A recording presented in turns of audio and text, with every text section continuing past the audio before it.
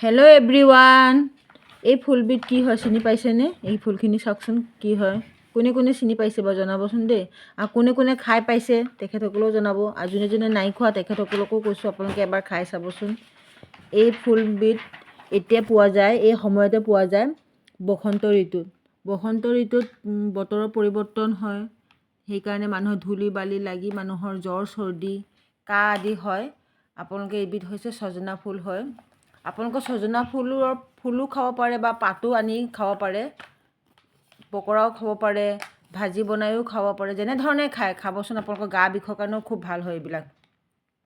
মাছ মাংস কিমান খাব আৰু, এনেধৰণৰ বস্তু খাবও লাগে আমি ন। ইয়াত ভিটামিন এ আছে, ভিটামিন বি আছে, ভিটামিন চি আছে, আৰু তাৰ উপৰিও ইয়াত আইৰণ, ফচফৰাছ আৰু মেগনেছিয়াম আছে। সেইকাৰণে সকলোৱে খাবচোন। এই চাওক, আজি মই বজাৰৰ পৰা এইখিনি আনিছিলোঁ। এই চাওক, ঠাৰিবিলাক ফুলখিনি মই ছিঙি লৈছোঁ। আজি মই ইয়াৰে পকৰা বনাম। ফুলখিনি নিজে নিজেই সৰি যায়, তথাপিও মই ছিঙি লৈছোঁ। এইখিনি চাওকচোন। যোনে যোনে খোৱা নাই এবাৰ খাই চাব, খুব ভাল লাগে খাই। আপোনালোকে কণী আৰু আলু দি পেলাই ভাজি বনায়ো খাব পাৰে, আৰু পকৰা বনায়ো খাব পাৰে। যোনে যেনেধৰণে খাই ভাল পায় তেনেধৰণেই খাব, খুব ভাল হয়। এই চাওক, এইখিনি ফুল হয়, দেখিছেনে? এতিয়া মই ফুলখিনি ভালদৰে ধুই ধাই ল'ম।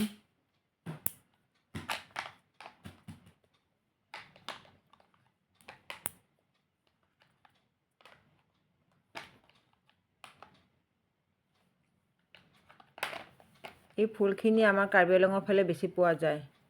আপোনালোকৰ ফালে পায়নে বাৰু জনাব দেই।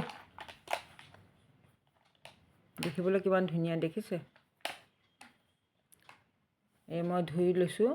ধুই পেলাই মই অলপ গৰম পানীত অলপ নিমখ দি অলপ সিজাই ল'ম, তেতিয়া মানে অকণমান তিতা ভাৱটো যায়গৈ। লৈ ভালদৰে লৰাই মই অলপ চেপি চেপি পেলাই ওলাই ল'ম। ওলাই পেলাই মই এই চাওক চেপি লৈছোঁ।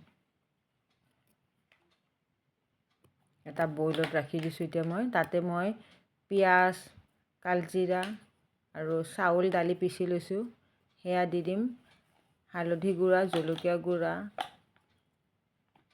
জিৰা গুড়ি দি ভালদৰে সানি মই পকৰা নিচিনা বনাই দিম। আপোনালোকে পকৰাও খাব পাৰে, মই আগত এবাৰ কৈছোঁৱে, পকৰাও খাব পাৰে, ভাজিও খাব পাৰে। যোনে যেনেকুৱা ভাল পায় তেনেকুৱা খালেই হ'ল, কিন্তু খাব লাগে বসন্ত ঋতুত। আপোনালোকে গৰমে গৰমে খাব, মাংসও ফেল মাৰি যাব, মানে এনেকুৱা কৈছোঁ আপোনালোকক। এই দেখিছে, এনেদৰে মই সানি লৈছোঁ।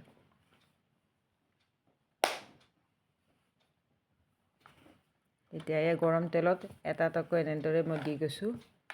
অলপ মচমচীয়া হৈ গ'লেই মই নমাই দিম। এই চাওক,